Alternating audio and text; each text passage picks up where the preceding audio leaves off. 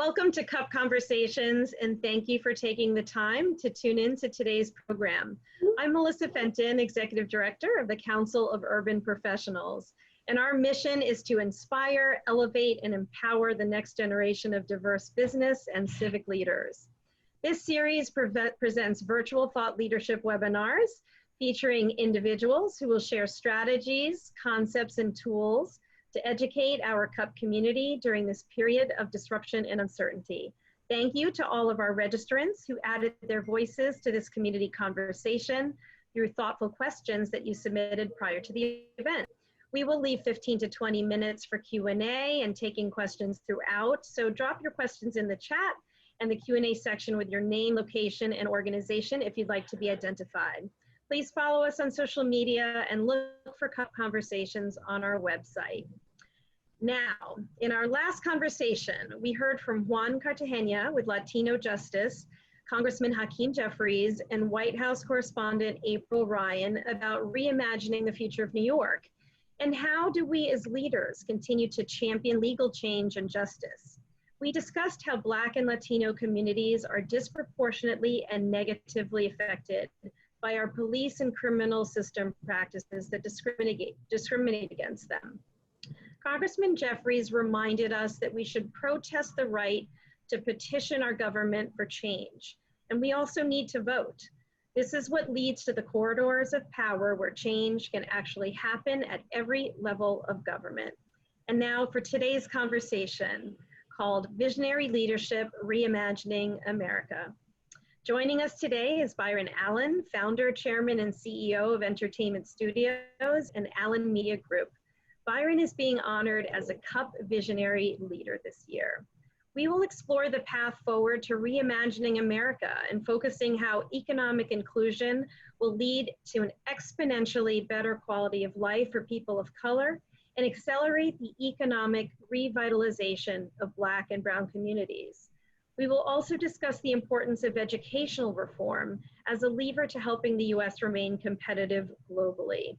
We hope that this CUP conversation leads to clarity about what solutions can be activated and to create a more equitable future. It is now my pleasure to introduce CUP Board Vice Chair, Marcos Torres, who will be moderating our conversation. Welcome, Marcos.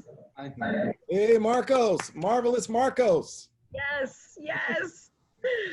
Okay, and let's hear a little bit about Marcos. Marcos Torres is a managing director at RBC Capital Markets, and he's head of the firm's communications, media, and entertainment investment banking business.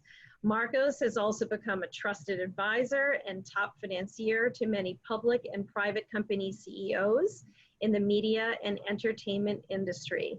Marcos has led many of the media's industry's most transformative transactions. At RBC, he's a member of the firm's U.S. Investment Banking Executive Management Committee, and he co-chairs RBC's U.S. Diversity Leadership Council. Additionally, Mr. Torres invests an enormous amount of time giving back to his community. I have the honor of working with Marcos as vice chair of our CUP board. Marco also serves on the board of directors at the Hispanic Federation and Latino Donor Collaborative. He was recognized as a CUP catalyst for serving as a diverse change agent in finance. We are beyond excited to have him here today, where he will have an exclusive conversation with his good friend and client, Byron Allen. Thank you so much, Byron, for being here with us today. We are in for a treat. Marcos, I'll pass this over to you. Thank you, Melissa. Thank you for that generous introduction. I need to have you introduce me, clearly have you introduce me more often. Anytime, anytime. I also want to thank you and my CUP board colleagues for the continued leadership of CUP. As you referenced, Melissa, in your introductory remarks, CUP inspires, elevates, and empowers the next generation of civic and business leaders. And given the challenges that our country is facing, I don't know a mission that is more important today than that mission. So thank you for the continued leadership. I want to thank the hundreds of you who are on the phone tuning in today. So it is now my distinct pleasure and honor to introduce today's main event, Mr. Byron Allen. So a little bit of background on Byron. Byron and I have a personal as well as a professional relationship. I've worked for him. He's hired me to raise money for him. In February of this year, we raised almost $1 billion to recapitalize his company. And then we obviously have a personal relationship. We've become quite good friends and share a lot of thoughts and thinking around this topic that we're going to discuss today, frankly. Byron is a man that I have deep respect and admiration for, respect and admiration that is rooted in the way Byron lives his life. From humble beginnings in Detroit, Michigan, where he was raised by a single parent, his mother, during the 1960s, right? So deja vu, during the 1960s, exactly what's going on now was going on then, and we'll talk about that. To Los Angeles, where he and his mother relocated and his career really took off in LA, to becoming a nationally recognized comedian. At the age of 18, Byron was the youngest comedian to be featured on The Tonight Show with Johnny Carson. Huge, huge accomplishment at the time, again, only at the age of 18, to becoming a major content producer and distributor, to becoming a wonderful father and a committed husband, to being an owner of a multi-billion-dollar global diversified media empire, to also being a major philanthropist. And we'll talk about the importance of that in a second. There's no doubt that Byron has blazed an unbelievable career trail full of many firsts. Currently, he is the chairman and CEO of the company that he founded. It's called Entertainment Studios, AKA Allen Media Group. He founded that company almost 27 years ago out of his garage. And we'll talk about that as well, because it's been a long journey, the 3 decades to build what is now this huge private multi-billion-dollar diversified media company that spans cable networks, TV broadcast stations, TV and film production and distribution, and digital media. So very, very diversified. So some context here because it's important, and Byron's accomplishments are critical in context, especially. So Byron is the only person of color, I repeat, he is the only person of color in America to wholly own a nationally distributed cable network. That's the Weather Channel. Byron owns the Weather Channel. He is also a person of color who owns the largest collection of TV stations in America. So these are, big 4 affiliated TV stations, NBC, CBS, Fox, and ABC stations across major markets. So look, it's pretty clear that Byron is in a unique club. It's a club that I call the Byron Allen Club. Byron has received numerous recognitions and awards over the years, and it would literally take me a couple of hours to list them all. So I'm just going to give you a few of the more recent ones. And these are some that he's gotten over the last, year and a half or so. He was inducted in 2019 to the Broadcasting and Cable Hall of Fame. That was a huge event. I was there, and he gave a speech, and it was fascinating. You had the crowd drooling, Byron, on your speech, and you took them back to Detroit. You took them back to the 1960s, and you walked them to current. He was selected as one of the 100 most intriguing entrepreneurs by Goldman Sachs. He was selected to the Bloomberg 50, which is one of the people in business, entertainment, finance, politics, and technology and science whose 2018 accomplishments were particularly noteworthy.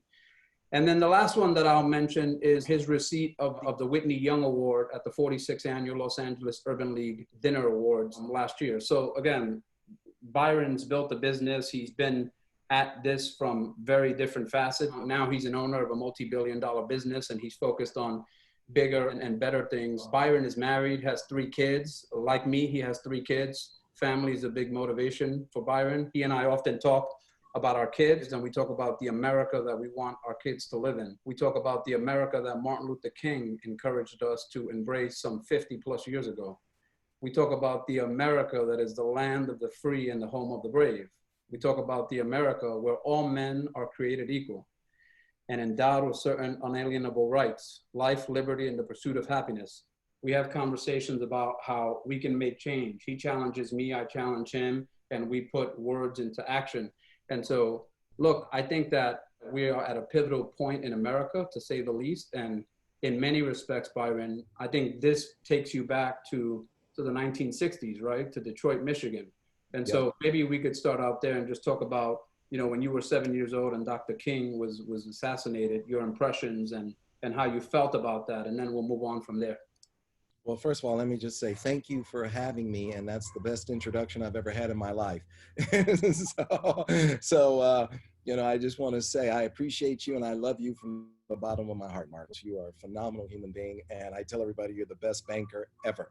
And I've said that publicly in front of large crowds. Listen, I'm really blessed in that, I do come from humble beginnings. I was born in April of '61 in Detroit, Michigan. And Detroit was just a fascinating town at that time. We made the cars for the world. We made the music for the world. The Detroit Tigers won the World Series. I mean, it was just an amazing place.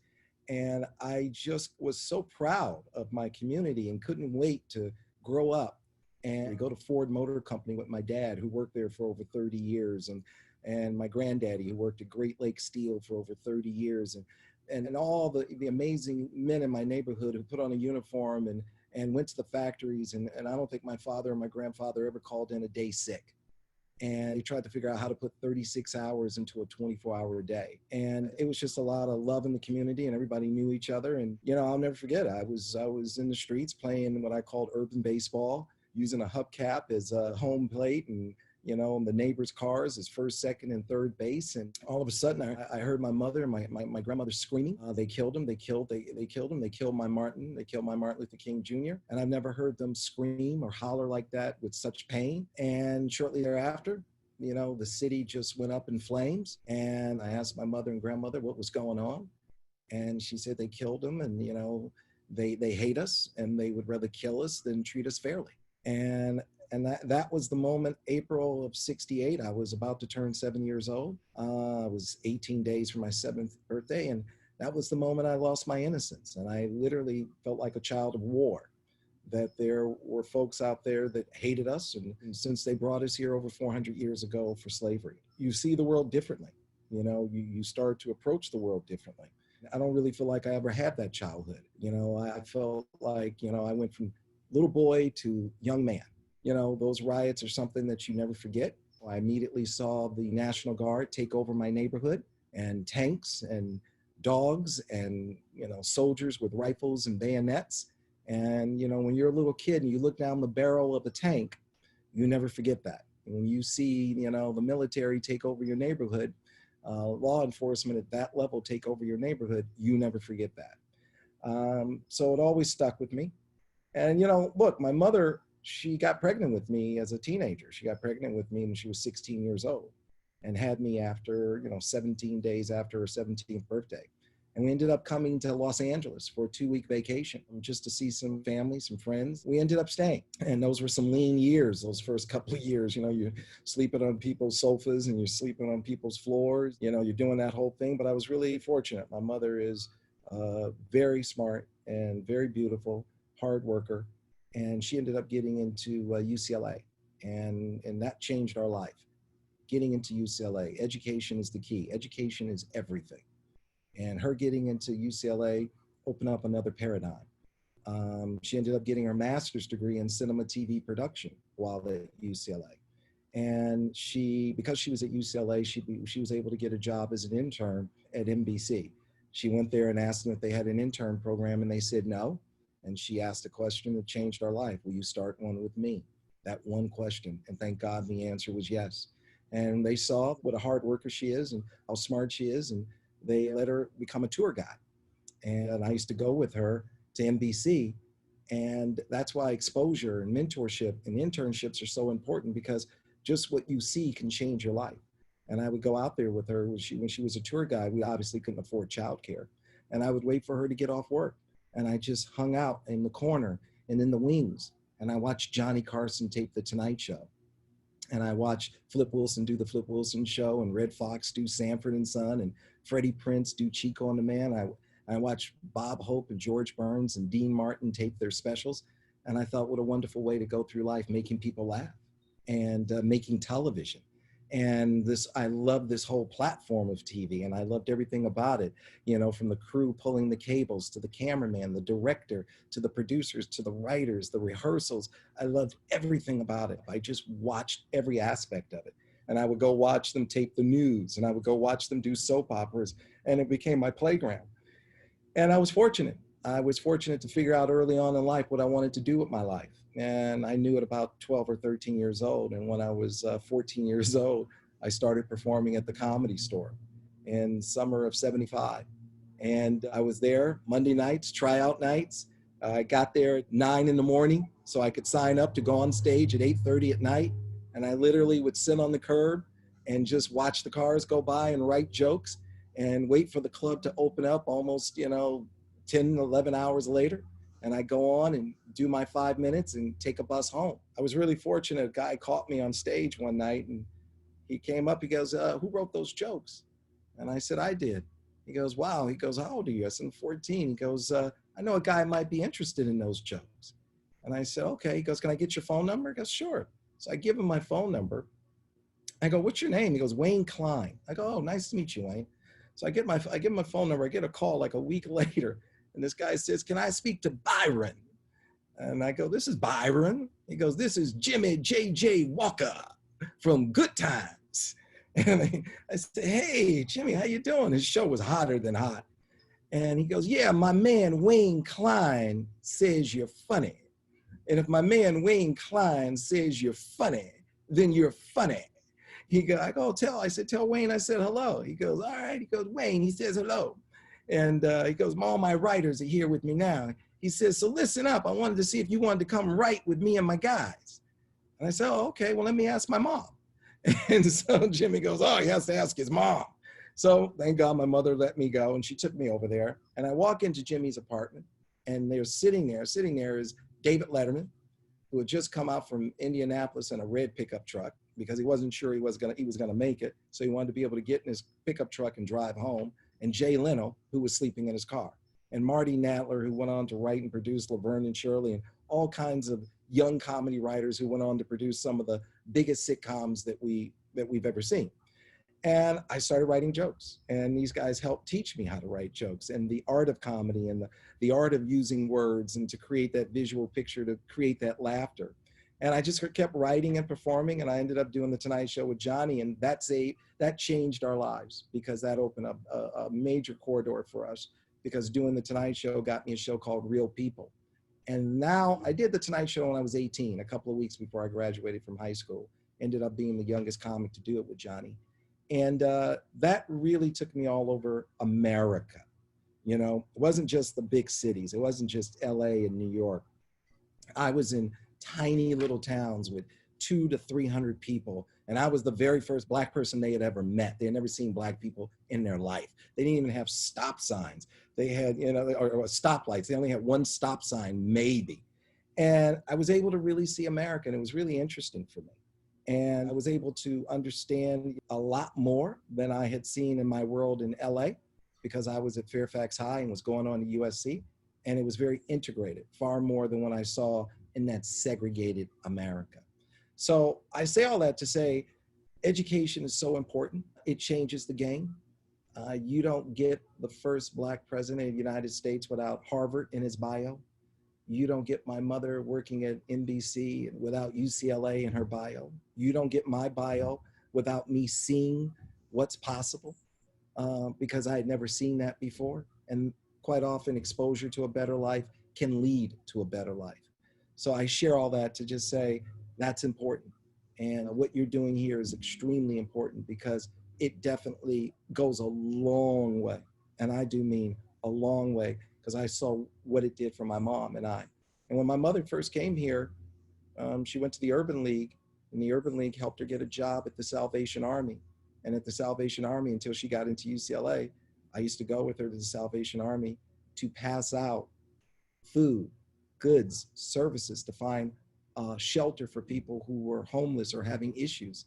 So early on, sitting there waiting for my mom to get off work, I watched that part too, before she even got into UCLA, because that was one of her first jobs. So it all had an enormous impact on me. So Byron, good background, and we clearly see where you get your entrepreneurial skills from your mom, right? I mean, she created an internship.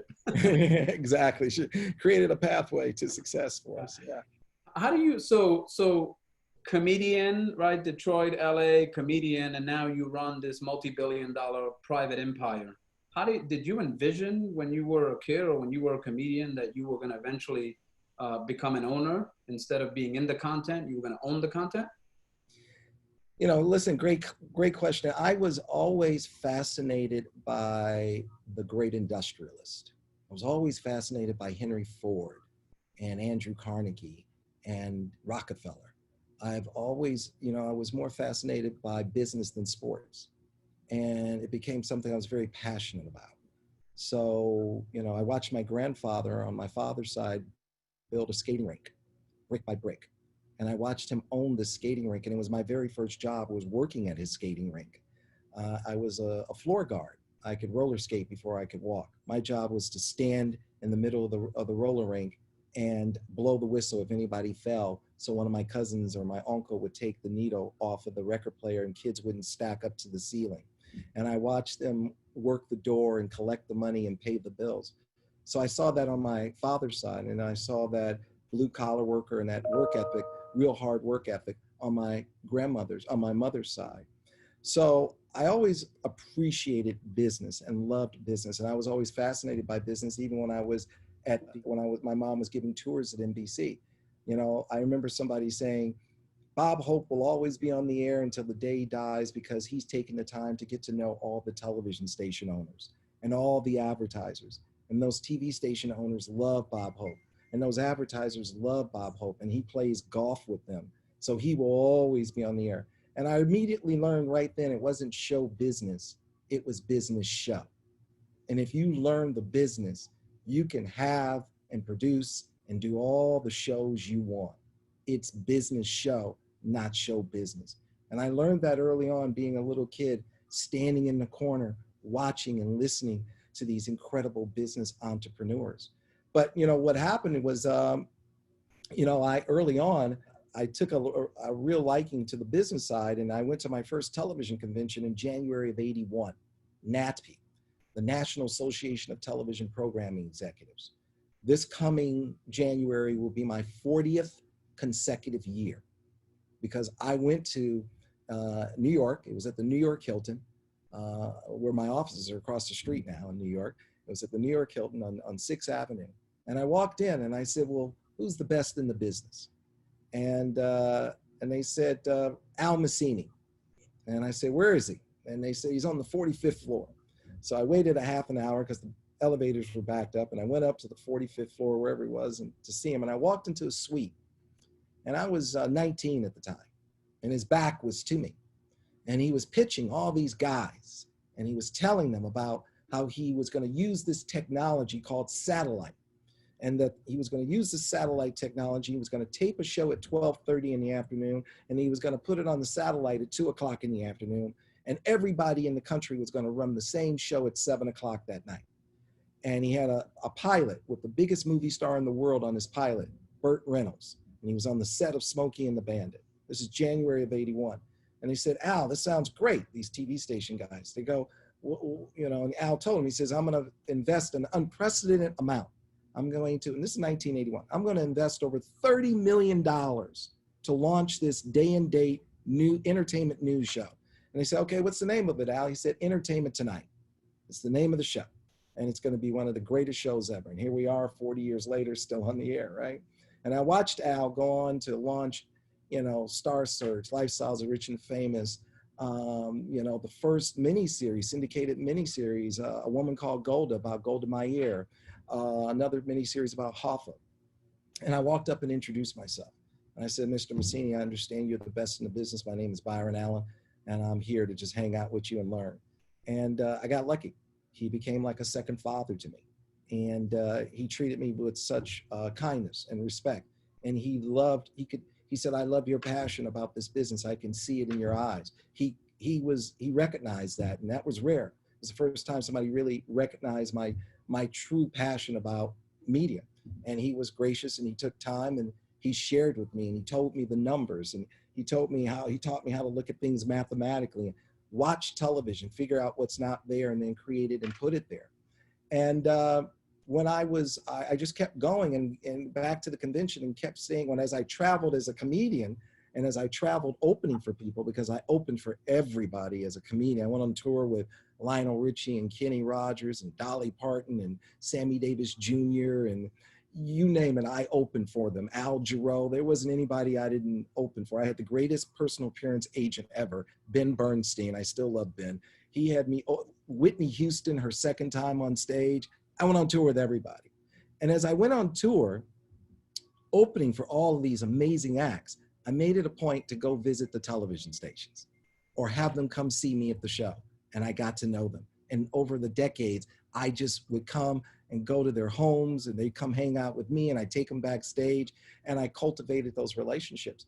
So when I started my company for my dining room table, summer of '93, 27 years ago, I had an idea. I said, I'm going to do a once a week, 1 hour show where I'm going to interview 7 amazing people, entertainers. And I sat at my dining room table and called all 1,300 television stations across the country and asked them to carry the show for free. And it's the hardest thing I've ever done in my life. It took me over a year to do it. I gave them the show for free and said, there's 14 minutes of commercial time.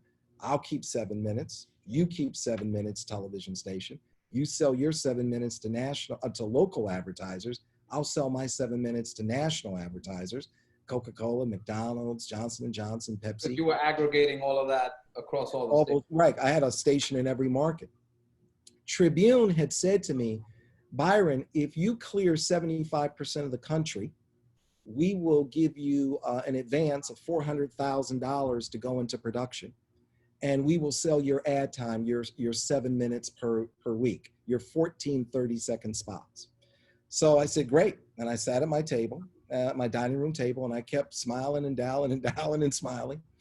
And literally called every television station in the country, and literally probably got about 50 no's each. And after about 40,000 no's, I was able to squeeze out 150 yeses, a station in every market from New York to Bangor, Maine. And that was my lineup. And I ended up with 85, 95% of the country, more than 75%.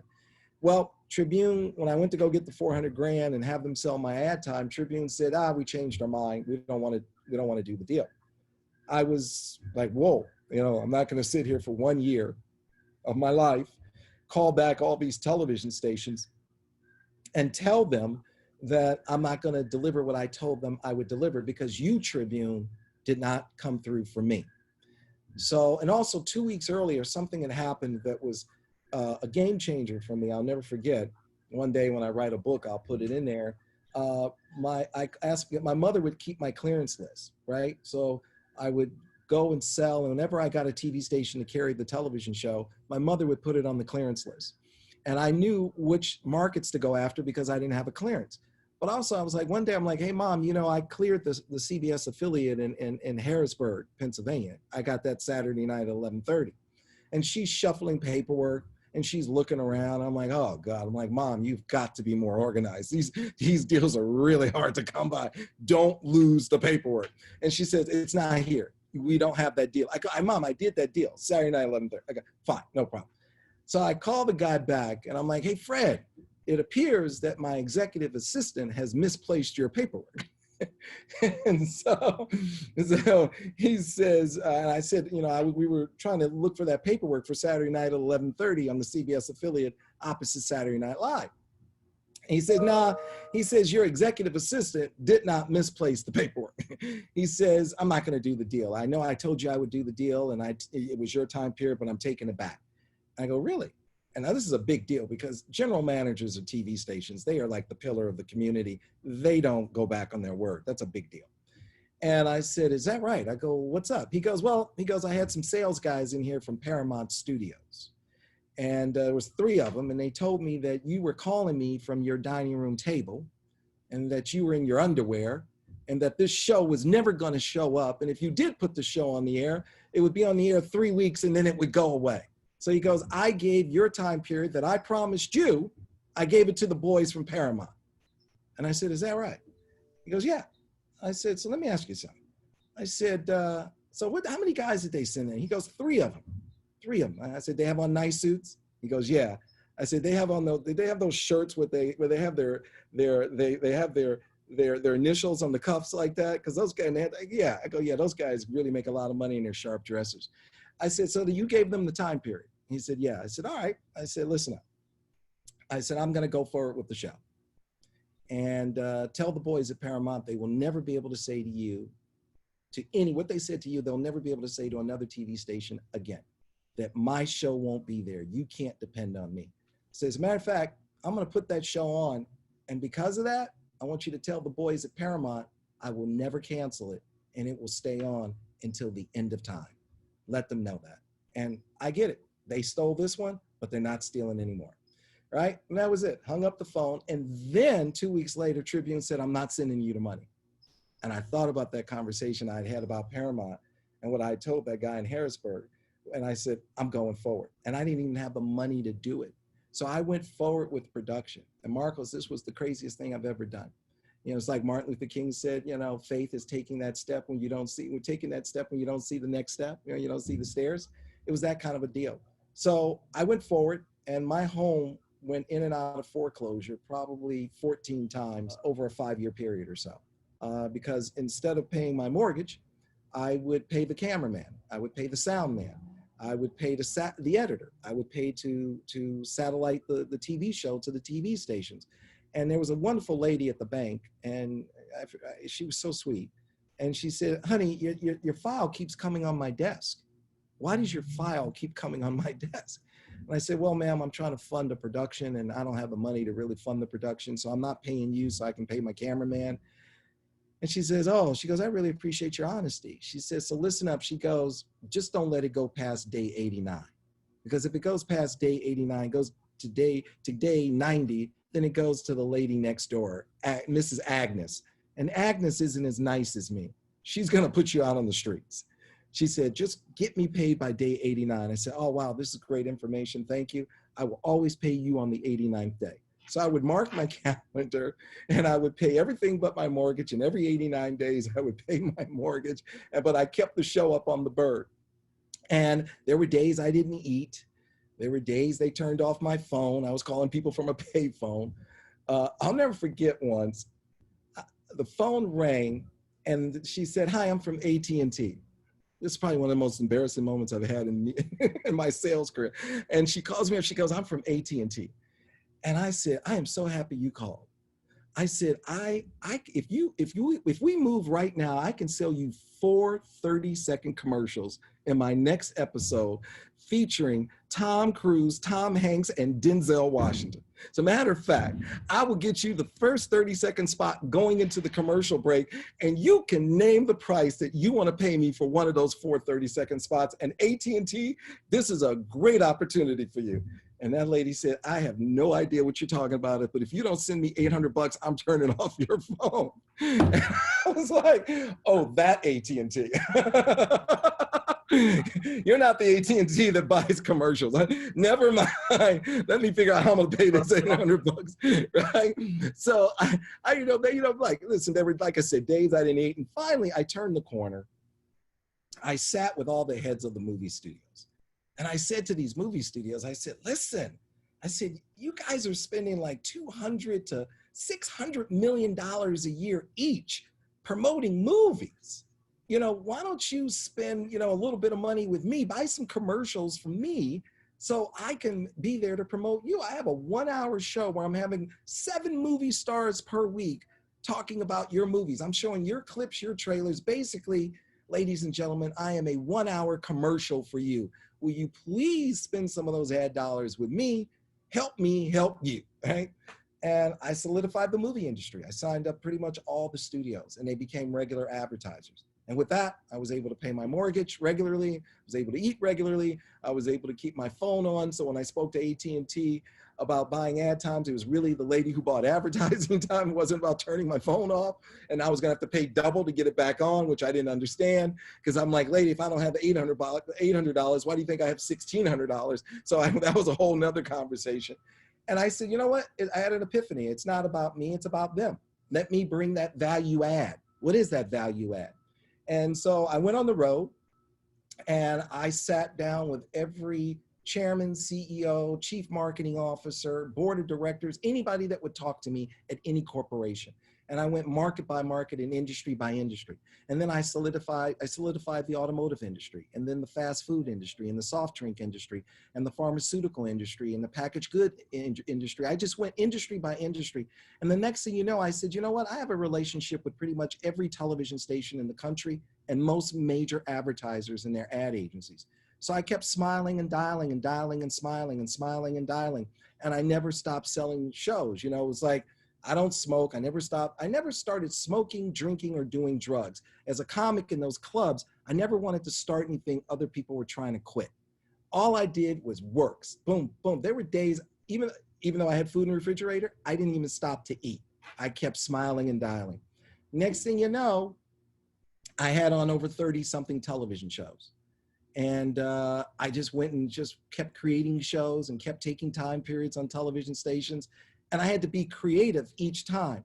I remember I had an advertiser hang up on me, and creativity is so important in business. It is so important in business. You know, a number of the general managers at the TV stations wouldn't take my phone calls. And it was just like, I was like, they were just like, when this guy calls, do not take his call. I am not here.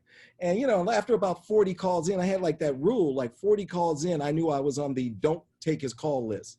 So then I had to figure out a way to get around that. So I always knew general managers at TV stations would always take the phone calls from their newsroom. So I would call the main desk at the TV station and I would ask to be connected to the newsroom. And then I knew once I got to the newsroom, I'd say, oh my goodness, I can't believe they connected me to you. Can you send me to the general manager? Can you send me to Fred's office? And the general manager would always take the call from the newsroom. I'm like, Fred, I got you. You got to get this television show. And that's how I would get around these guys. So you always have to be creative. I remember I had an advertiser say to me, I don't want to buy a television show that's less than a 1 rating. When you have over a 1 rating, call me back and I'll consider buying your show. And I remember this buyer saying this to me and just, you know, blew me off. And then I hung up the phone. I said, so he wants more than a 1 rating. At the time, I had 3 shows on the air, and each show was doing a 0.5. So I picked up the phone, I called him back, and I said, hey, it's Byron. He goes, I said, yeah. He said, I told you not to call me back until you have over a 1 rating. I said, well, that's why I called you back. I said, I have 3 shows. They're each doing a 0.5. You buy 1 spot from me. It will run in all 3 shows, and that's a 1.5. That's more than a 1 rating. He kind of laughed. It worked. And he said, okay, I'll buy some spots. You know, you have to just creatively figure out how to go around those obstacles. Get around the secretary, get around the desk, get to the general manager, the decision maker. What do you need, buddy? You need more than a 1? How about this? A little slice and dice, shake and move, and here's your 1.5. Let's keep moving. So so I had to keep doing that. Yeah, very, very interesting background.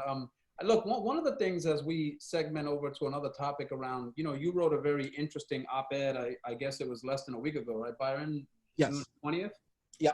And for those folks listening in, you can find that op-ed at the Grio, so THEGRIO, thegrio.com, yeah. Which is Black America Speaks, America Should Listen, What We Need to Do to Never Come Back Here Again. That's right. And in that article, you talked, like Martin Luther King did some 50 years ago, you talked about 2 Americas. Yes. And this article has now been published in almost 16 newspapers to date. And eight newspapers. Yes, 6. It's a 2-page ad. I bought 16 full-page ads in 8 newspapers across the country. So you wrote this article, and you wanted everybody to see it. So you went and spent your own money to have people see it.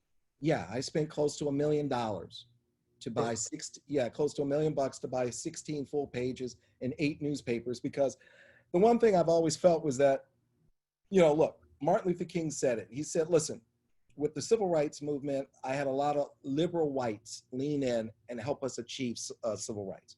But when it was time to achieve economic inclusion, all of the liberal whites disappeared. There was little or no support. They just went bye-bye. And that was very frustrating for Martin Luther King.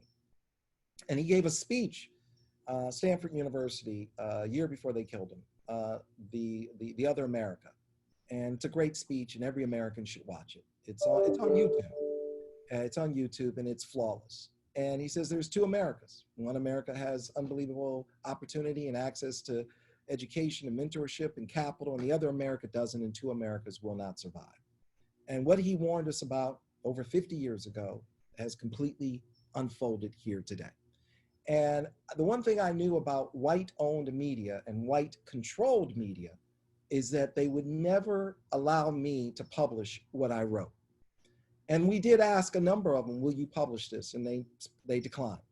And I knew they would decline, because it was talking about something that a lot of white America doesn't want to talk about: real economic inclusion. because that's what this is really about when you get down. What does that mean, Byron? You know, look, especially for Black people, at the end of the day, we were brought here to be slaves. We were brought here, we're the only ones who were brought against our will. We were brought here to make white America wealthy, super, super wealthy. That was why we were brought here. And at one point, it was more prestigious to own slaves than to own land or real estate. And they measured you by how many slaves you own. I mean, look at the stock market. Trading slaves. I mean, that's the stock market today. I mean, that we know today, okay? It was about wealth. We were not human beings, we were assets. And when you put us on the balance sheet, they looked at us as an asset. And the moment we became free, we went from being an asset to a liability. And that is the moment they said, we must lynch them, we must kill them, we must incarcerate them, we must make sure they don't get an education, we must burn down their towns if they start to prosper, blow them up, do whatever you do, commit full-on genocide, because we're not sharing any of this great American economic pie. And that is what kicked in. And what Martin Luther King was trying to say to them was, okay, that's not gonna work. You have, a situation now where I honestly know and I honestly believe that white America, this is really equally important to white America, because white America, for the very first time, white America is no longer enough. White America is no longer enough to compete globally. And white America has more to lose because white America has 99.9% of the wealth. And as America slips down to global competition, white America has the most to lose. So now you need to make sure that every American is fully engaged, educated. Every American is positioned to succeed, not fail, and you maximize the potential of every American, because we are no longer enough as a country. We're only 330 million people out of a global population of 8 billion people. We're less than 5%. And when you look at the stats, the numbers don't line up. When half the women in this country live at or below the poverty line, half, and if the women fail, and the mothers fail, more likely so will the children, okay? But when you think about that stat, that's staggering, because China has over 200 million kids in college, mastering STEM, science, technology, engineering, and mathematics. And everybody's bright enough to know whoever has the intellectual capital will end up with the capital. So you can't have these emerging nations developing intellectual capital at a faster rate than us, and yet we're taking more than half of our population and we're keeping them below poverty and we're incarcerating them. You now need to convert every American into a great American asset just in order for America to maintain its status. So this isn't a Black problem. This is a white problem. This is a brown problem. This is an American problem. You have to achieve one America, because a bifurcated America is not sustainable. The global competition is crushing us every day. And that makes sense, right, Byron? It's a basic like asset utilization concept in business, that you would never have assets just sitting there unused, right? And so you'd always retain, develop, and sort of make those assets return the maximum return. Look, when you think about Hispanics, Asians, and Blacks, you have 40% of the population, of America's population, and you fast forward that another 15 years, and that population, that cohort, will be more than 50%. So your point exactly, which is that you have this basic business concept and you let race get in the way, right? That's right. And let's be honest, it's America Inc. Yeah. It's America Inc. I like to go to the same spot and vacation, and the same families would go to this hotel every year. It's the same families, and you get on a waiting list, and so you can get a spot. And I'm sitting there, and every year you kind of get the same cabana, whatever. And, you know, this wonderful family would be next to me every year. And this woman, she says to me, and we became very friendly. I started talking to her because I noticed the markings on her husband's arms. And there were markings on his arms because he was a Holocaust victim and he had been in the concentration camps. And she said to me, you know, Byron, I almost didn't make it back here this year to you. I go, why is that? She says, because she goes, I have a bad heart and nobody wanted to operate on this old lady because they felt it was too dangerous and I would die on the operating table and they were afraid they were going to get sued, so nobody would open me up. And I said, wow, what happened? She said, well, my son said, well, why don't you call Mike? And she said, little Mikey, who I used to make cookies and milk for? And her son says, yeah, Mom, but he's not so little anymore. He's now grown and he's a leading heart surgeon. And you should call him and see what he thinks. So she says, I don't want to bother him. And the son's like, I don't think you're bothering him, Mom. No one wants to operate on you. So she says, okay. So she calls him up. She says, hi, little Mikey. It's Mrs. Weissman. Do you remember me? I used to make cookies and milk for you. He's like, okay, of course I remember you. You know, I love you, right? And he goes, how can I help you? He goes, well, nobody wants to operate on me because they're afraid. And he goes, do me a favor, email me your records. She emails him the records. And he calls her back like an hour later and says, I need you to get on the next plane smoke and I'm going to operate on you immediately. And he operated on her and he saved her life and he added years to her life. And I had that epiphany. You need to make sure every child in America is that little Mikey who grows up and lives to their fullest potential, because it makes us all better. And saving that child is actually saving you. You must position everybody to be their best. That is an American responsibility. You want every child to have an education at the highest level for free. I could argue that's a matter of national security, right? I don't want you to come out of college and be a debt slave. I don't want you to have this intellectual capital and then you don't make smart decisions for your career and your life because you have student loans. I want you to be debt-free and brilliant, because that creates a brilliant America. And we have to position everybody to succeed. And, you know, as Americans, we're a small tribe and we have to create one great American tribe. And hopefully by example, the world seeing one great American tribe, hopefully we can lead to a pathway of having great human tribe, one great human tribe. And when you actually accomplish that, what you've accomplished right here on planet Earth is a slice of heaven. You have to become one and you have to help everybody succeed and be their best. Byron, how do you, so when, look, we a lot of problems in America right now, right? A lot of very profound problems. You mentioned in your article, you know, education reform, criminal justice reform, economic inclusion, and a bunch of other very, very important topics. How do we put all of this back together? Like, how do we create systemic change and sort of bring America back to what were its founding principles and to what, you know, 5 decades ago, Martin Luther King was preaching? Never forget that the power belongs to the people. The power belongs to the people. Never let that go. Politicians are nothing more than temporary hired help. That's it. Temporary hired help. The power belongs to the people. And you hold them accountable. You hold them accountable. You lean in on them. And you say to these schools, these colleges, I'm sorry, you need to increase the attendance of Black and brown kids. We want that to represent our population. If we're 13 or 15 or whatever it is % of the population, we want that to be your student body. I can see that what's happening with the pipeline as far as Black and brown kids in these schools. I know what it's going to look like 20 years from now.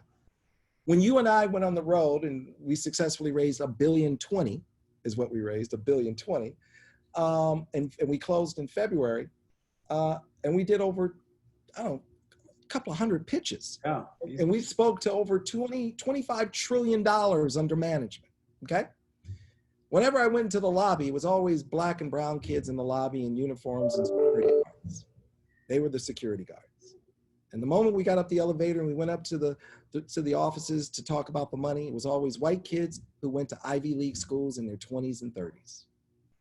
And until you get those kids into those better schools, they're never going to be across the table and in the room understanding and moving capital.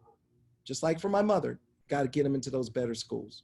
You got to get them to those schools or feeders into those corporations. The banks, I got into it with President Obama, and I was very critical of President Obama because I supported him as a senator.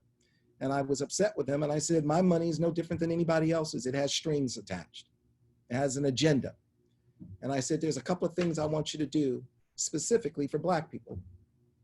I said, listen, I need you to audit the banks and see if the banks are lending money to Black people, because I know they're not. And what's happening is under Obama, unemployment for white people went down. Unemployment for Black people went up. It went up. And home ownership hit a 25-year low under Obama. And I said, that's because all you have to do is audit the banks and tell them you're going to measure and see if they lend money to Black people, not minorities. Because the banks were saying we have a great minority record. They would show a Black and a brown face, but in reality, they were counting all the white women they were lending money to. So they hide behind white women as their minority record, which is fine. They should lend money to white women and they should lend money to whoever is a minority, but don't act like this is your real minority record, right? Because you're not really lending. And that was fueling gentrification. Black people can't get a home loan, white people can't. Businesses not being able to have a credit line and expand and employ people in our communities. And you're not able to refinance your home and send your kid to a good college. And I need you to do that. And also I said to him, you have a $1 trillion government worker pension fund, and not one penny is managed by people of color or invested in people of color. And if you just do those two things, which you don't need Congress to sign off on, you're the president. If I'm the president, I'll send an email. Hey guys, I'm gonna come by and look at your books, and I'm gonna see if you're lending money to Black and brown people. And by the way, out of that $1 trillion, I'm gonna peel off 300 billion of it to make sure it's managed by minorities and invested in minorities. That's a game changer. Because right now, Black and brown people, we're swimming in a bucket with one drop of water. And our white counterparts are swimming in an ocean of capital. So you don't have access to capital that's not predatory. My first 15 to 20 years, probably if somebody said to me, what was the hardest thing about your first 15 to 20 years? I couldn't get a bank loan.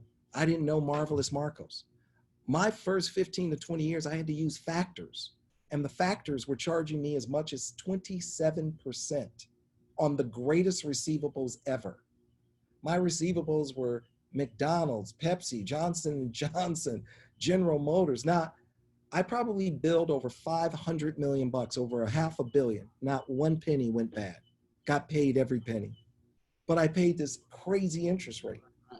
And so what we don't have is we don't have access to capital that's not predatory.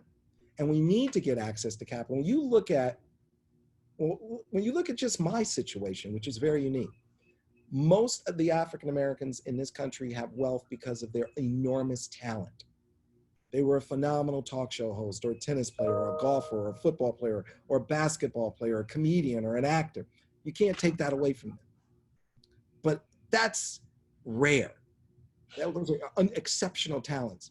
You have to have it where it's a level playing field where you're able to make the money in business. It's 2020. You've had a Black president, and unfortunately, I am the first and only African American to own a mainstream cable network that's fully distributed, the first and only African American to own a mainstream news outlet, and right now, only one to own Big Four network affiliates, ABC, NBC, CBS, and Fox affiliates. Now, that's not because of lack of talent. There are a lot of people out there much smarter than me, just as aggressive as me and tenacious as me, and if given the opportunity, can make me look like an amateur. And that was one of the greatest things my mentor ever said to me, and I loved him, Al Massini, God bless his soul. He said to me, I still to this day don't agree with him, but the fact he said it to me put me on the moon. He said, you're so smart and you will do things to make me look like an amateur. And what he was doing is he was instilling more confidence in me, and he was boosting me, and he was challenging me. He was saying, make me look like an amateur. And everybody needs that in their life. But Byron, you and I lived a little bit of that too, because as you went to raise the $1 billion, you went to a bunch of banks. I want to say almost 10 banks, and they all said no. And you and I put our heads together and figured it out. I looked at your company. I didn't look at you as a black man. I looked at your company and how wonderful I thought it was and the growth prospects. And we went out and quite easily raised the money that people told you you couldn't raise, right? Well, first of all, if you hadn't been there, we would not have gotten it done. And that's the importance of diversity, okay? There were a lot of white bankers who came my way with a lot of white excuses. Tons of white excuses. No, no, no, no, no, no, no. Never got it done. Acted like I wasn't bankable. And they left you hanging. Normally you commit and then other banks sign up. You committed $1.020 billion and they left you hanging and no one else signed up. Citizens came in, and I love Citizens, but they came in for the easy part, the term loan B. They didn't come in for the unsecured bonds, $300 million. And we went out, the story was strong, and the deal got oversubscribed by almost $300 million. And we got the deal done. And everybody was happy. Everybody was like, they saw success, but I wasn't happy. I wasn't happy because I thought about all the trillions of dollars who had no social consciousness and didn't lean in, did not lean in. And they didn't offer one penny. You know, I was disappointed, quite frankly, in Franklin Templeton. And it was so interesting to me when, you know, when I watched this Amy Cooper call the police on Cooper in Central Park and said, I'm going to tell the police that I'm being attacked by a black man. And she worked at Franklin Templeton, and Franklin Templeton immediately fired her.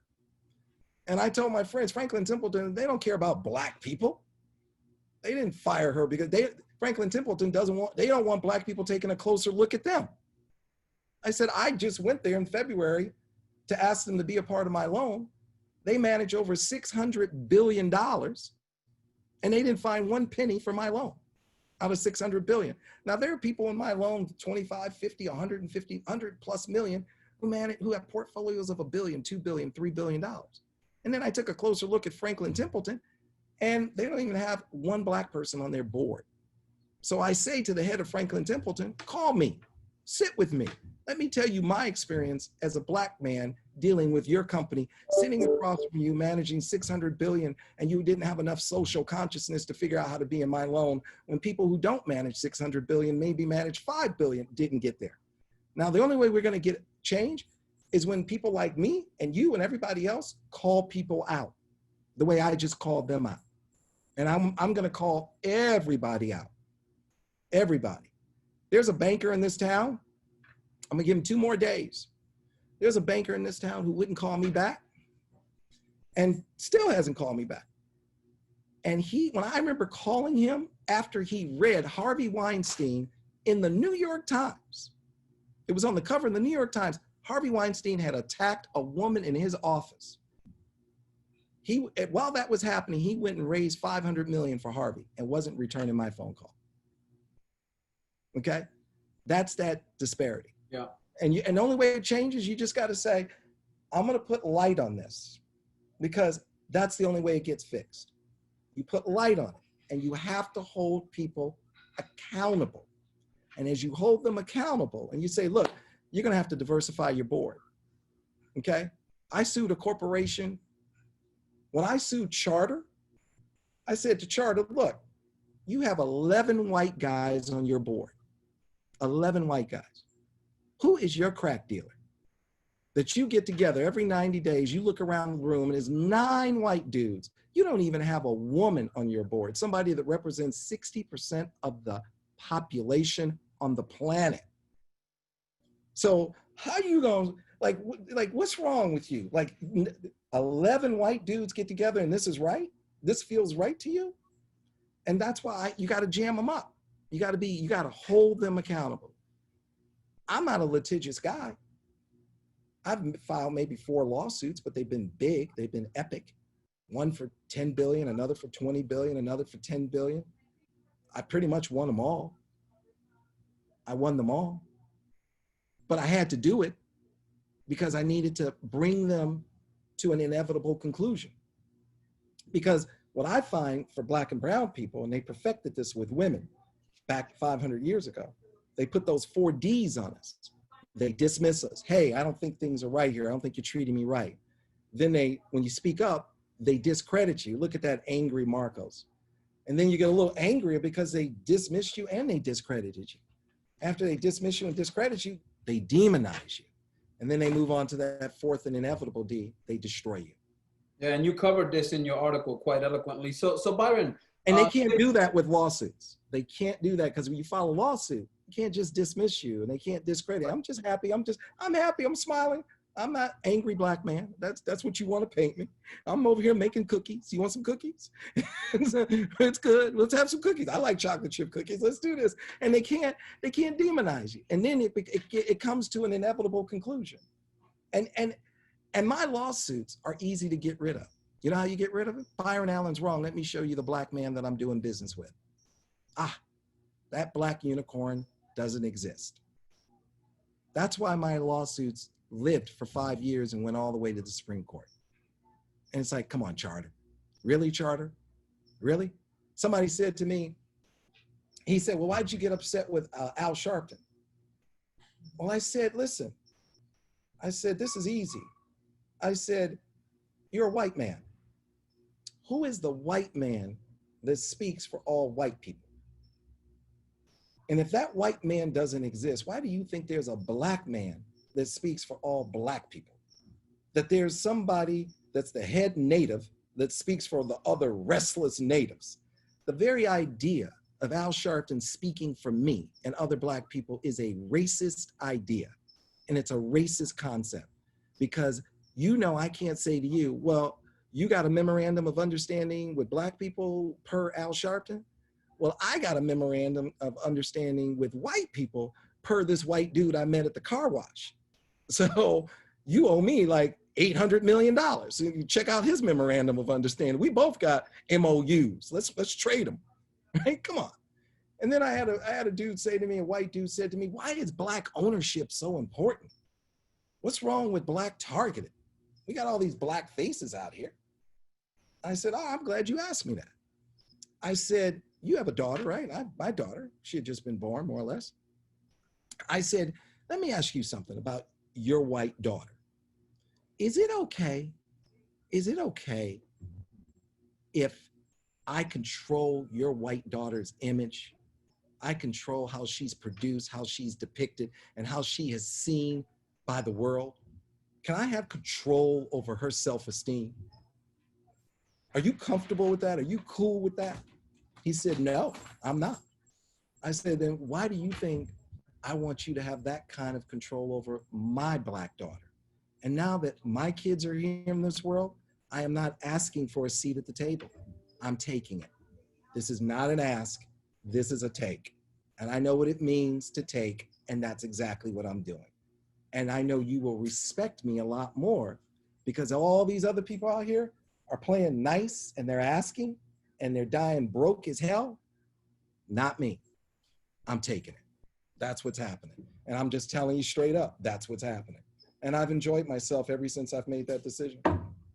Good, fascinating. So Byron, given your background in the current landscape and how things are evolving real time, what does the future look like through your lens? How would you, I guess, reimagine the world we live in, the companies we lead and the communities that we build? Like, how do you think about, you talked a lot about where we were, where we are, and some of the challenges, but how do we move forward? I mean, given all the protests that are going on, we're living in a time of COVID and all these economic challenges that are going on. How do we move north?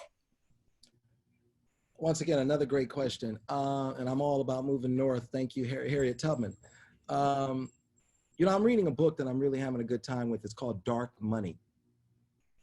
And Dark Money should be read by every American and especially every Black and brown person in this country. Dark Money. Jane Mayer, she's great. And she's talking about all these super rich white dudes, billionaires, Koch brothers, on and on and on, who are investing billions in these think tanks. And they're not really think tanks. They're giant lobbying firms to influence our lives and what's going on. And it's a lot of what you're seeing going on in the way of mass incarceration, immigration laws, on and on and on. And I think we have to keep really a close eye on some of these things and make sure they're not being infiltrated by groups that don't really have our best interest at heart. You know, I'm 59 years old. I've never heard a Black person use these words, defund the police. That's not organic out of the Black community. I'm not sure. I know a lot of these really wealthy, white guys with their think tanks that they use with their innocuous names, with their $1 billion a year. They're doing things to try and reduce the government, if not eliminate the government, because they don't want powerful entities telling them what to do. And after they eliminate those powerful entities, no one can tell them what to do. And obviously the person with the money rules. So we have to be keep an eye on these protests and keep them focused on justice and civil rights. Right? I'm cool with government. Okay? Yeah. I'm cool with it. Okay? And I'm, so we got to make sure we watch that. Read this book. It's really an eye opener. Dark Money. I think, the way things are going to look is that there's an awakening. There's a strong sensitivity, and I think it will continue, because I think people now know they're going to be held accountable. And that's been one of the biggest problems. No one was held accountable. When I filed my lawsuits in 2015, I was holding them accountable. I spent millions and millions of dollars of my own money to go all the way to the Supreme Court. And quite frankly, I enjoyed it. It was a great process. If I weren't a comedian, I would have been a lawyer. I like it. I'm not one, I just play one. So you have to do things like that. You have to hold the system accountable. And now that we're doing it, I think you're going to see great change. I think, the big thing is you don't want to be a donation. We can't be, white America, you're not going to donate your way out of this. You have to invest. Actually, can you talk a little bit about that? Because you got a lot of calls right after the George Floyd event happened. You got a lot of calls from your white friends asking you where they should give money to, right? Yeah, where should I donate? And I'm like, hey, donate. Well, the UNC, the United Negro Colleges, the HBCUs, the historical Black colleges and universities can always use a donation, and they're worthy of it. But, that to me comes off in a negative way. It comes off like, you are superior, I am inferior, and if you don't give me a handout, I can't make it. And, look, as Americans, we probably donate $200-300 billion a year, but we invest over 25 trillion a year. I don't want to be a charity. I'm not a handout. I want you to hand me your hand in partnership. Let's work together in a real partnership. Just like we worked together when you were the slave owner and I was the slave. It was a partnership. I just didn't get paid. So now let's have that same relationship where we work together, but both of us get paid this time, right? So don't let this become a charity. I don't want to read about somebody else donating money, because now what you're trying to do is you're trying to dismiss it again and minimize it, and just, what's the amount of money I need to give to stop the noise and get it back to normal? It's not going to get back to normal with a donation. It's going to get back to normal when you look at us as assets, as partners, as an opportunity, as something that we can grow together. It's an investment. You have to invest. So I say to them, and I say to America, don't let this moment become a giant donation era. Don't let this become the donation movement. I don't want the donation. Somebody said, can I donate money to the griot? Hell no, you cannot donate to the griot. You can buy advertising if you want to advertise something, but you can't donate. We can do business, and we can have a strong business relationship. Let's, and I'm not here to do anything but help you be better. Like what I said about Franklin Templeton, it's not about slamming them. It's about, hey, I want the head of Franklin Templeton to sit with me and others like me. And I want them to have a sensitivity to say, we're not going to have a scenario where we have $600 billion under management and we don't have 60 billion of that, 10% of that invested in people of color. That's unacceptable. So when you start to just straight up tell them that, then things change.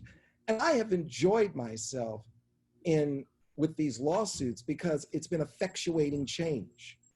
And that's important. You've got to hold them accountable. And I think the way it's going to look in the future, you're going to see more inclusion, because folks like me and others won't accept anything less than inclusion.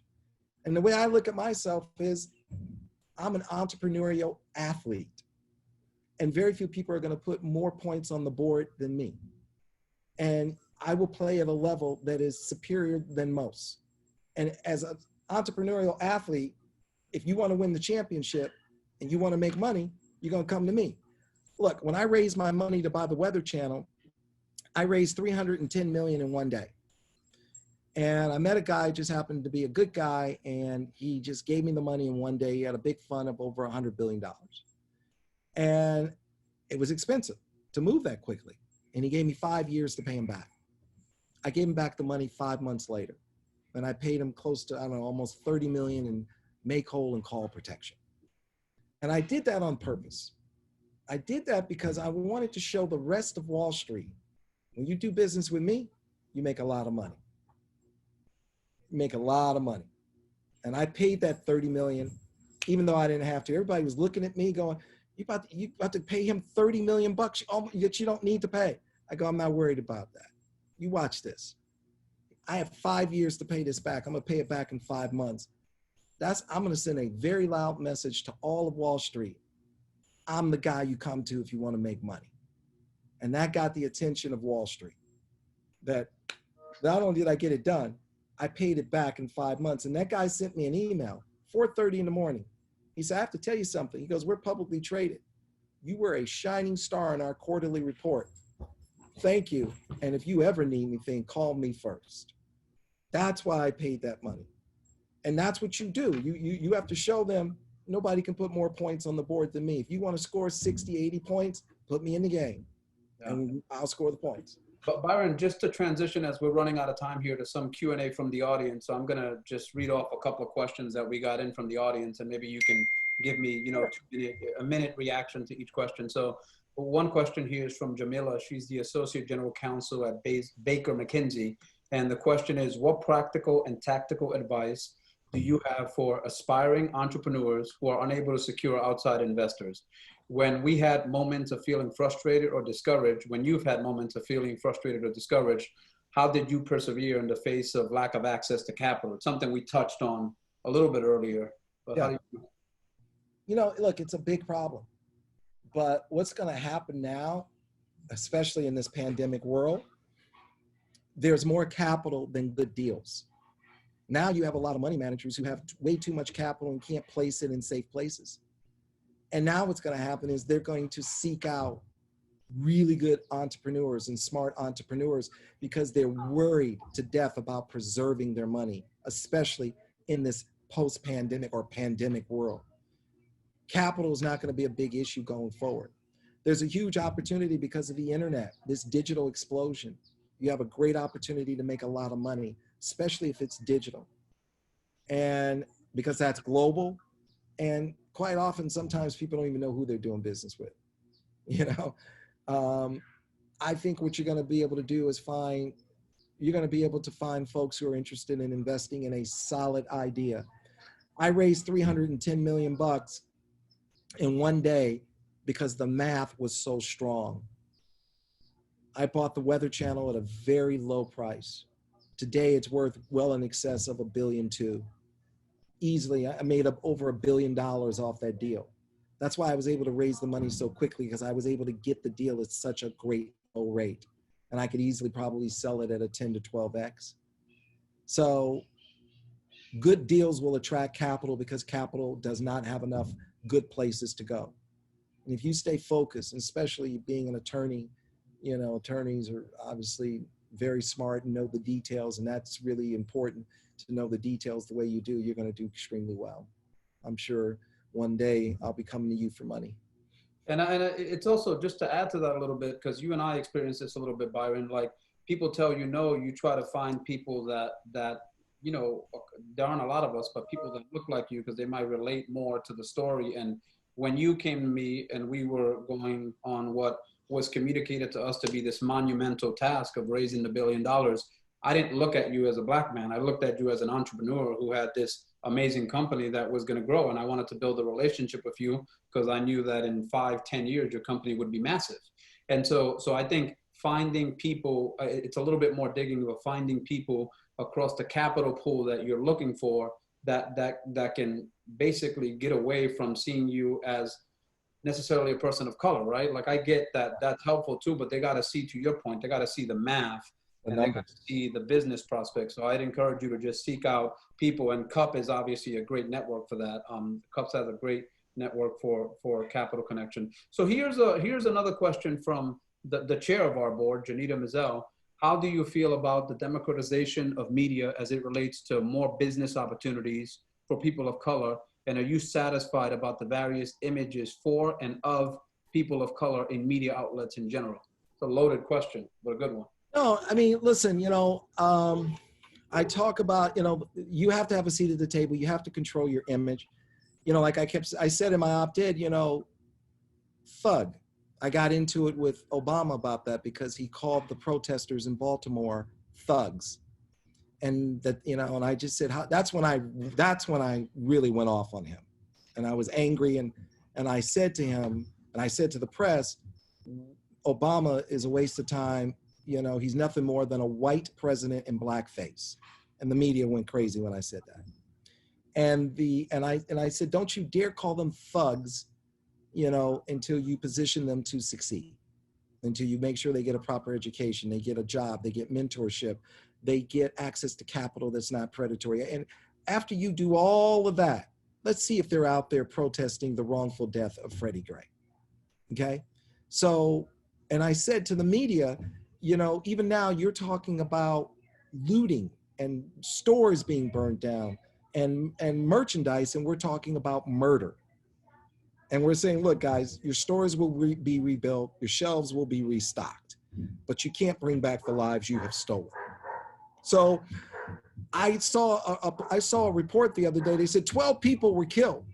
12 people were killed, and 12 people were shot. One is dead, and they showed a picture of a broken window. Of a broken window. I'm like, okay, so 12 people were shot, one's dead, and you're showing me a picture of a broken window? Okay, that's at CNN. That was at CNN.com. I'm like, okay, you're not understanding. We have to control our own narrative. We have to get to the table, and we have to say, this is the perspective we have. You see looters, and we see people who are frustrated and sick of being murdered. You're talking about your merchandise, and I'm not condoning violence, and I'm not saying that should happen. But I'm saying before I talk about merchandise and looting, I'm going to talk about the lost lives. You have to have that diversity at the table. I've done I do quite a bit, you know. I've taken my resources, and I don't have the resources of a lot of big companies, and I invested, and I have positive images on the air. I put 5 judges on the air, 5 judges. Judge Ross, Judge Kevin Ross, Judge Christina Perez, Judge Hatchett, Judge Maybelline, Judge Karen. 5 hours a day of judges sitting there, black and brown, sitting there as judges. Those are the images that I want to put forth. I don't want people on TV dancing. Hey, I'm not the baby daddy. Thank God that test came back and I'm not the baby daddy. That's not me. Okay? That doesn't represent me. So I think you have to be in a position of ownership, and you have to control your image, and you will never have enough good, positive Black images because you have to work towards erasing the 400 years of Black images that have been negative that they have put forth because they want to commit genocide against us. So this is a different question. It's an interesting question. So this comes from Cam Dawkins, who's one of my colleagues at RBC. He works in my business, the business that I run. And his question is about this concept of someone who's Black but wasn't raised in a Black environment and didn't have the necessarily Black experience, but they're Black. It's difficult to be looked at by peers as a person who should have a strong voice on issues of race and equality, when I also sympathize with many of my Black peers who have experienced racism and discrimination. So kind of living in these two worlds and how you sort of manage that. And it's not maybe relevant to your life as well, frankly, because while you are a Black man, you operate mostly in a white media world. Well, yeah, I mean, even though in a white media world, I talk about it in my op-ed, where I've had a number of white male sales executives work for me, and I've had at least 4 of them on 4 different occasions come to me because I drilled down. I'm like, what happened in that meeting? You have to tell me what they said. What did you say? Why didn't you get the deal? You have to, because I'm trying to figure out, what did you say or not say that we didn't get that deal? And on 4 separate occasions, they've said to me, the guy looked at me and said, I will not do business with you as long as you work for that inn. And I said, okay. And I was used to that. I'm conditioned to deal with that. But I could tell they were pained. They were hurt. It was hard for them. They felt shameful. And I had lost salespeople because they had never dealt with this kind of racism and they didn't know how to deal with it. So I knew I had to work with them to get them. Now here I am trying to help the white guy deal with the racism against me. And I had to get them to understand it. And I said, look, just because they call me the N-word doesn't mean it's an excuse for you not to hit your sales goals. It's really another reason for us to surpass them. And we can't be bitter. We have to be better. We have to be a part of it. We have to be above it. And I'm just going to say, if you're Black, if you're brown, there's no way you're going to get through this and not escape racism. People are going to prejudge you. They're not going to lean in on you. But I got to tell you too, in a bit of a way, it's a blessing and a curse. The curse is that it's hateful and it's wrong. The blessing is that they force me to work much harder. I watched a lot of my white counterparts, basically the equivalent of them going to the gym and bench pressing 50 pounds. They made me go to the gym every day and bench press 500 pounds. So when things got rough, my white counterparts quite often went down like that because they were only bench pressing 50 pounds. So like when I started my company in 93, when the .com came around, in 97, 98, 99, people were throwing around money left and right on anything .com on a napkin. I own my company 100%, not by design, because no one offered me a penny. And not one person offered me a penny, even in the .com. But they got round 1, round 2, round 3, but then there wasn't a round 4, and they pink slipped 300, 400 people and went out of business. And I was still there building brick by brick. Thank God I wasn't white. Thank God I wasn't white, being offered that money that was basically an illusion that went away quickly. And you forced me to build a real foundation that will never go away and will live for generations because it's too strong of a foundation now. And I'm not building a media company for money. I've had money a long time now. I'm building a media company for legacy. I cried when Gordy sold Motown. I cried because I felt like we should own something. And when I saw him, I went to the signing when he sold it to MCA Records, and I sat in the back and I cried. And I said, not me.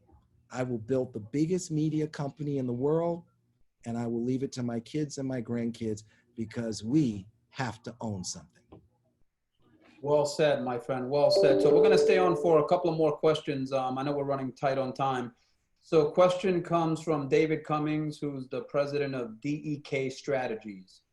How do you see the current environment impacting Black students entering the workforce? You know, listen, it's going to be tough. I think we're going to get through the pandemic, obviously. I think the economy will recover.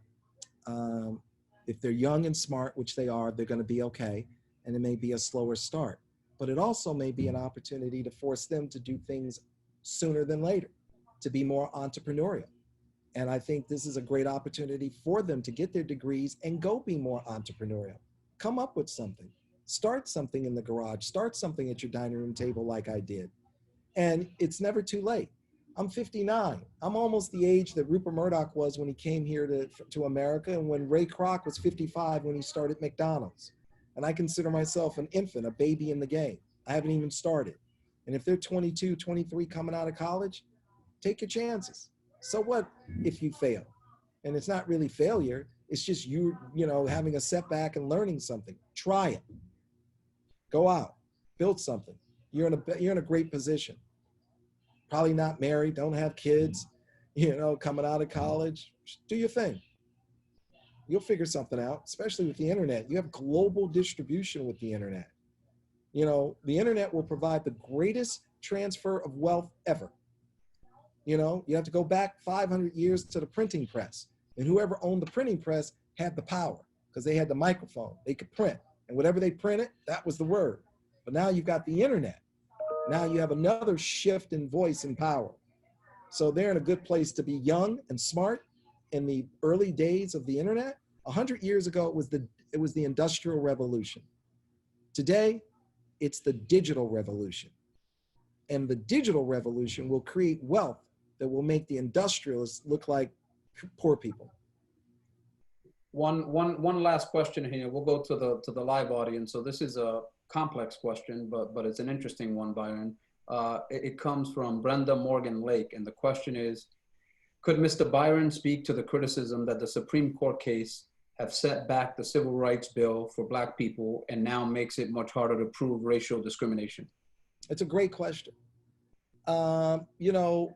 Unfortunately, Donald Trump's DOJ, William Barr, leaned in on this. They only got 2 amicus briefs. They got one from Barr, the DOJ, and the United States Chamber of Commerce. And what that is, to be clear, the lawsuit that I used, the law that I used was the Civil Rights Act of 1866, Section 1981. It was put on the books to protect the newly freed slaves to make sure we had a pathway to economic inclusion in government contracting and commercial contracting. And some historians believe the reason we never got our 40 acres and a mule is because we got this law. And so this law was put in place for us to participate in the economic fiber of America. Now, what happened was the Attorney General, and there are folks out there that said, in order to use this law, you must use the but-for standard. And the but-for standard is you must prove that the reason I discriminated against you, Byron, is that 100% is that you're Black, as opposed to the motivating factor that 20 or 30% of the reason I discriminated against you is because you're Black. So basically somebody could say, hey, Byron, I'm discriminating against you. 99% of it is because you're Black, and 1% is because you're wearing tennis shoes, and you can't sue them and use this law. So that's what they went into the Supreme Court to determine what level of standard will you use in order to be able to use the law. And so they voted 9-0 to go with the higher standard. And what I've always said in all my interviews, don't worry about me. The lawsuits I filed at the higher standard anyway. And my lawsuit's gonna go forward. And sure enough, the Supreme Court ruled on the standard and then sent my lawsuit forward, right? So they went forward. My lawsuit with Comcast was resolved. My $20 billion lawsuit with Comcast was resolved, and my lawsuit with Charter is gonna go forward. Now, I went to the Capitol to visit some friends at the nation's capital. And I had a guy come over to me, a white guy, older white guy, and he said, can I talk to you by the elevator? And he said to me, he goes, I got to tell you something. And I just come out of the Supreme Court that morning. This was in the afternoon. He says, I got to tell you, this has nothing to do with you. He goes, this lawsuit in the Supreme Court. He goes, it got called up because there are a lot of people in this town who have been trying to figure out how to get rid of that law since the day it was put on the books 150 years ago. Because that law is the pathway to real economic inclusion for Black people. And he said, there are people who just don't want that law because it levels the playing field. And I'll never forget somebody who I respect a lot, and he's very smart. And he said to me, he says, Byron, I got to tell you something. He says, I am so proud of you. I am so proud of you that you used this law, that you brought these lawsuits forward using that law and testing that law, because I never understood why more people didn't do it. And after all these years, you were really the first to do it in a big way. He goes, it is so important that we know where we stand with this. And I said to him, you have no clue how much that means coming from you, President Clinton. And when he said that to me, it meant the world to me. And it was something we needed to know. where are we on the language and the interpretation of this law? So they voted 9-0, got it. The Ninth Circuit disagrees with them. That's fine. So here's what's going to happen now. I'm investing heavily and others are working with me, and we're going to work with Congress to get the language written so it's the lower standard, which is the motivating factor, not the but for. And we will override the Ninth Circuit, override the Supreme Court. And the main thing they were trying to do there with the, and by the way, William Barr is the first Attorney General to walk into the Supreme Court to narrow civil rights in the history of America. The first Attorney General to do that. He didn't personally do it, he sent in his lawyers. So that tells you what we're dealing with here. And the US Chamber of Commerce, what they were trying to do there is they were trying to say, I want to make it harder for someone to get a lawyer on contingency so they can't hold me accountable, so I can discriminate against them and they can't get a lawyer. But we're going to work with Congress, and I think in this time, we're not going to have a tough time getting that language done in a way that it's the lower standard, because you can't talk about eradicating racism when you make it impossible to hold racism accountable. That doesn't fit. So this is the perfect time to get that language in place so it's the lower standard.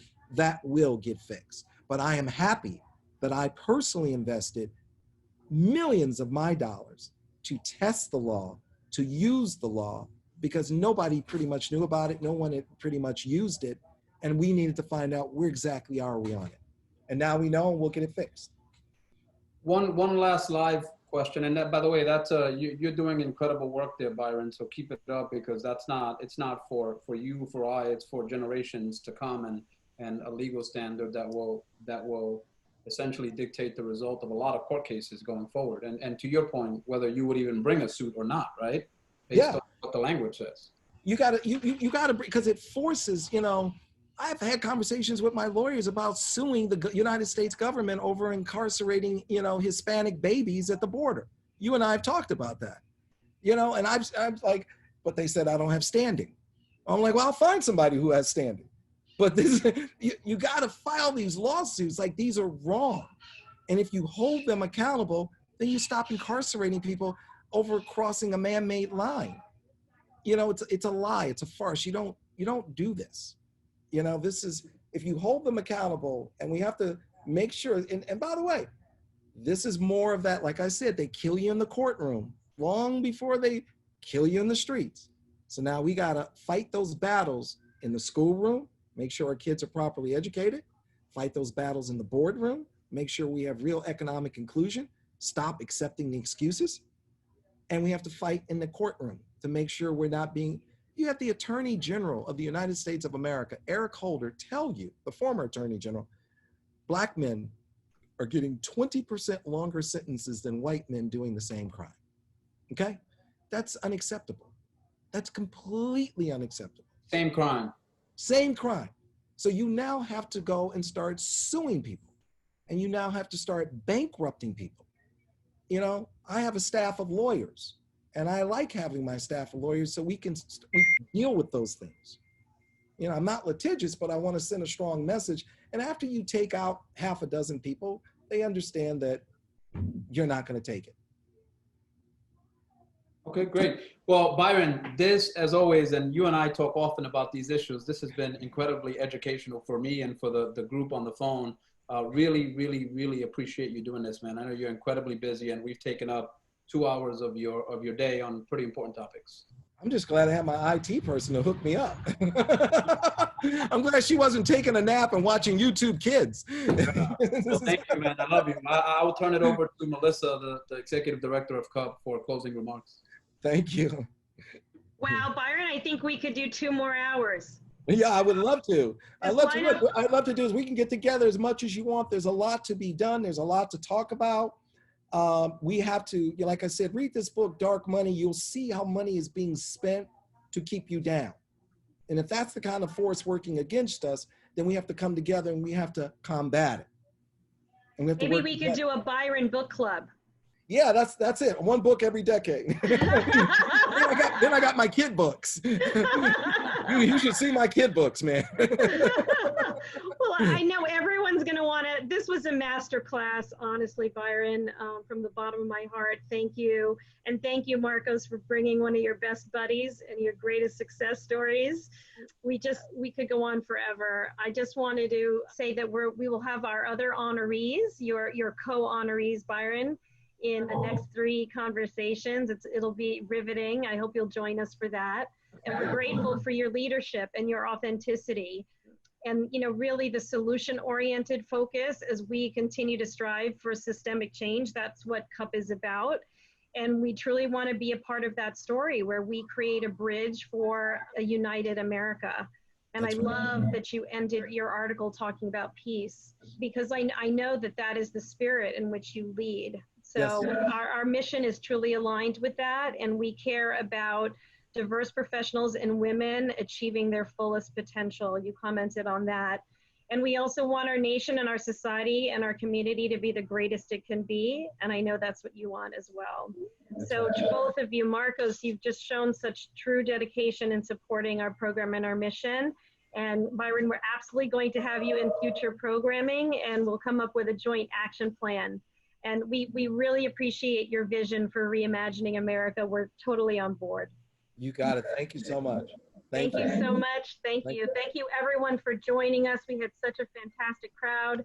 Sign in next time. We'll have John Chu, Doreen Dominguez, and Asahi Pompey, our other CUP Gala honorees, telling their leadership stories. Be well, everybody. Thank you. Thank you, Byron. Thank you, Marcos. Take care.